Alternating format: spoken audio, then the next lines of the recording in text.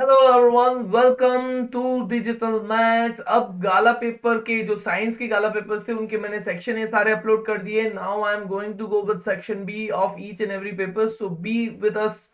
बस मैक्सिमम लोगों तक पहुंचाते रहिए। पीडीएफ भी जल्दी से जल्दी मैं दे दूंगा यार, चिंता मत कीजिए। मुझे मेरे पास थोड़ी रखना है। I am surely trying to do भाई, फटाफट सारे पीडीएफ अपलोड करके मैं कर दूं, क्योंकि वीडियोस बन जाते वही बहुत है, पीडीएफ अपलोड करने में थोड़ा टाइम लग जाता है, but will try my level best, don't worry. Clear? So कहीं पे भी कोई भी कंफ्यूजन है, देखो भाई जल्दबाजी में फटाफट से आंसर्स बताता हूँ, कोशिश करता हूँ, बट कहीं भी फिर भी कंफ्यूजन रह जाती है तो सॉरी। कैलकुलेशन हम लोग कमेंट सेक्शन में क्लियर कर सकते हैं। पसंद आता है आपको, पसंद पता चल रहा है तो जस्ट लाइक, हाँ भाई थैंक यू, लाइक कर दो, शेयर कर दो, सब्सक्राइब कर दो और सब तक पहुंचाओ। ठीक है, चलिए ज्यादा वेस्ट नहीं करेंगे। सेक्शन पेपर वन का section one, right the balance equation of the reaction of zinc with dilute hydrochloric acid.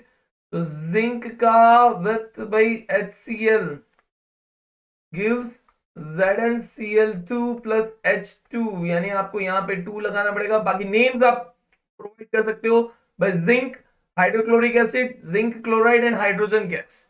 फिर आपका जिंक विद सोडियम हाइड्रोक्साइड, तो जिंक है plus NaOH gives by Na2ZnO2, that is sodium zincate plus hydrogen gas, so it will be Na2OH, yes this is correct। so यहाँ पे आप नाम दे सकते हो भाई, नेम मेंशन करना जरूरी है, क्योंकि भाई आप रिएक्शंस लिख रहे हो तो at least you should balance chemical reaction लिखने में नेम मेंशन जरूर कर दो भाई। Zinc chloride, zinc chloride and sodium zincate, इसको बोलते हैं सोडियम जिंकेट।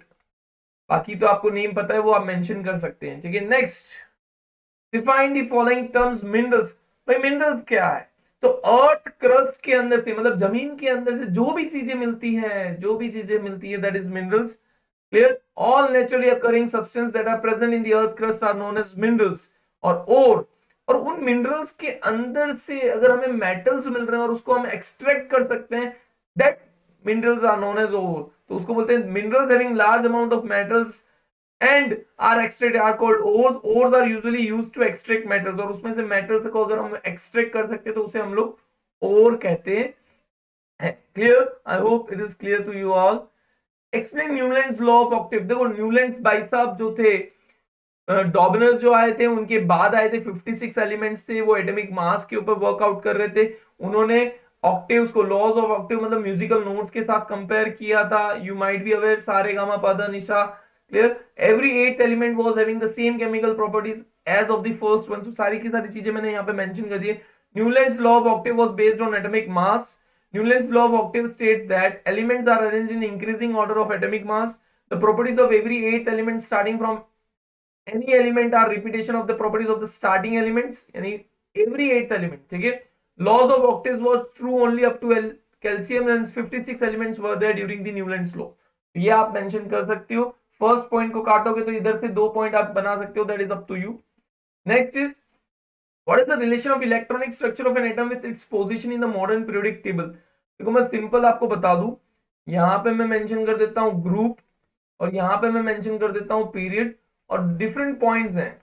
सबसे पहले अगर मैं इलेक्ट्रॉनिक स्ट्रक्चर की बात करें तो वैलेंस इलेक्ट्रॉन, ठीक है, वैलेंस इलेक्ट्रॉन जो है ग्रुप के अंदर रिमेन्स सेम, आप देखोगे भाई potassium, sodium, potassium, hydrogen, sodium, potassium, lithium, ये सब जो है उनके अंदर वैलेंस इलेक्ट्रॉन सेम रहते हैं। और पीरियड मतलब ग्रुप में मैं यहां पे लिख सकता हूं टॉप टू बॉटम, ठीक है, टॉप टू बॉटम, और पीरियड्स में हो जाता है लेफ्ट टू राइट। ठीक है, तो लेफ्ट टू राइट अगर मैं जाता हूं तो जैसे सोडियम में 1 होती है वैलेंस इलेक्ट्रॉन, मैग्नीशियम में 2, तो increases by 1। I can write here increases by 1। फिर आप अगर नंबर ऑफ सेल की बात करूं, नंबर ऑफ सेल, तो इंक्रीजेस बाय 1, ग्रुप में इंक्रीज होता है, इंक्रीजेस बाय 1, और यहां पे रिमेन्स सेम। ठीक है, रिमेन्स सेम। चलिए क्लियर? अब थोड़ा सा मैं कलर, भाई मेरे हैंडराइटिंग का कुछ इश्यूज करना पड़ेगा, लेट्स सी। मैं थोड़ा स्लो लिखूंगा तो फिर टाइम कंज्यूमिंग हो जाता है। फिर भाई अब रेडियस की बात करें, रेडियस, या रेडियस से पहले न्यूक्लियर फोर्सेस की बात करें। न्यूक्लियर फोर्स, न्यूक्लियर फोर्स यहाँ पे डिक्रीजेस, ठीक है, डिक्रीजेस, यहाँ पे इंक्रीज होता है, आई थिंक आपको दिख नहीं रहा हो तो I will be here, radius, radius यहाँ पे इंक्रीज होती है, रेडियस ऑफ एटम बोलूंगा, ठीक है, radius of atom here increases and here decreases, ठीक है। So you have to go with it, ये आपके पॉइंट्स रह सकते हैं। Why do living organism reproduce, भाई रिप्रोडक्शन इसलिए नेसेसरी है ताकि लाइफ एक्सटेंड कर सके, आगे से आगे प्रोसेस मतलब बनी रहे। सो reproduction is essential process of life by which individual process new individuals of the same kind, produce कर सकते हैं नए individuals, and this process is very important for existence of life on the earth. अगर ये process ही नहीं है तो life exist करेगी नहीं, खत्म हो जाएगा एक दिन। We can write, give 2 points of difference of homologous organ and analogous organ। Homologous organ और एनालोगस ऑर्गन की अगर मैं 2 पॉइंट्स बताऊं तो फर्स्ट पॉइंट, सपोज होमोलोगस यहां पे लिख दे रहा हूं, होमोलोगस ऑर्गन, एनालोगस ऑर्गन, ठीक है। Homologous organ structure same, structure same, और यहां पे लिख दो स्ट्रक्चर डिफरेंट, ठीक है, स्ट्रक्चर उनका डिफरेंट होता है। Second, function different, function different, भाई 2 पॉइंट्स बोला है तो ये एक ही पॉइंट को मैंने डिवाइड किया है, फंक्शन सेम, तो ये एक पॉइंट है, function same. Then ancestors ancestors might be same, ancestors are not same, ancestors are not same, ठीक है।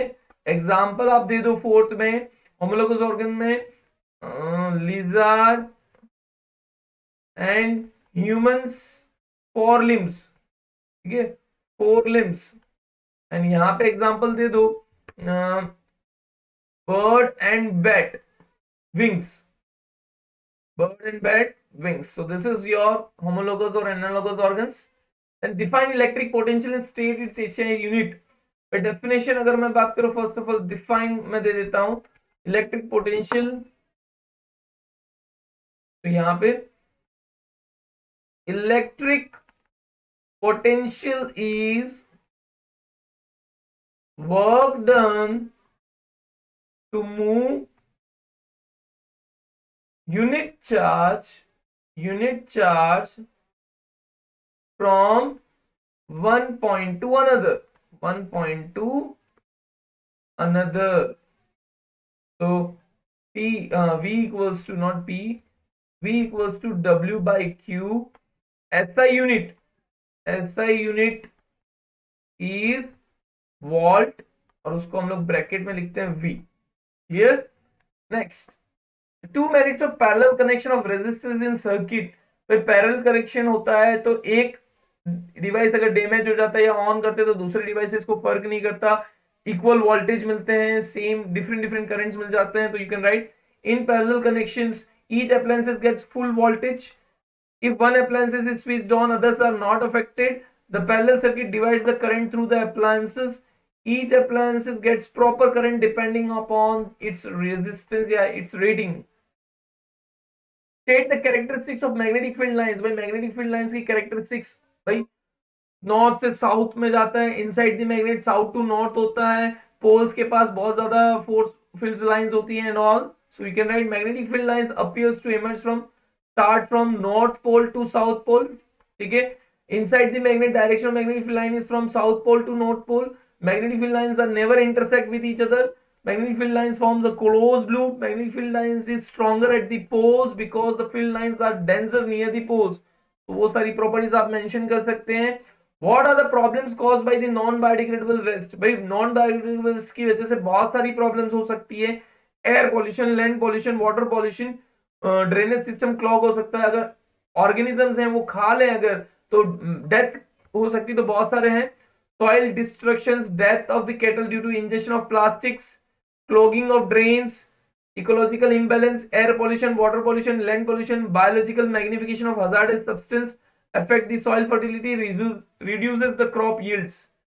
Many much more are there। उसमें से आप जितने पॉइंट्स लर्न कर सकते हो लिख सकते हो। How is ozone layer getting depleted? भाई आपको पता है CFC chlorofluorocarbon green house gases, उसकी वजह से ग्लोबल वार्मिंग इंक्रीज हो रही है। ग्लोबल वार्मिंग की वजह से ओजोन लेयर के ऊपर बहुत ज्यादा इफेक्ट हो रहा है और धीमे धीमे ओजोन होल क्रिएट हो रहे हैं। और अगर ऐसा चलता रहा तो एक टाइम पे अल्ट्रावायलेट रेडिएशंस हमारे अर्थ तक पहुंचेगा और हमें स्किन कैंसर होने के चांसेस होते हैं। Ozone layer depletion is gradually thinning of the Earth's ozone layer in the upper atmosphere caused due to the release of chemical compounds containing gaseous bromine or chlorine from industries or other human activities, and CFC, which depletes the ozone layer. ठीक है, बहुत सारी चीजें अलग अलग answers होते हैं, तो you can write in your own words as well. Why sustainable natural resources management needed? भाई देखो इसलिए रिक्वायर्ड है क्योंकि एक जनरेशन अभी हम लोग यूज कर रहे कोई बात नहीं, बट नेक्स्ट जनरेशन के लिए क्या, तो उसके लिए जरूरत है। फिर सारी चीजें बैलेंस होनी चाहिए, रिच या पुअर, गरीब या अमीर, ऐसा कुछ होना नहीं चाहिए, सबको मिलना चाहिए। To utilise the resources judiciously so that it can be used by next generation as well, to maintain a balance in ecosystem, to avoid further destruction of environment, to avoid over consumption of natural resources. और एक और point बोल सकता हूं, rich और poor सबको मिले, it should be given to all, सबको, it should be given to all, it should be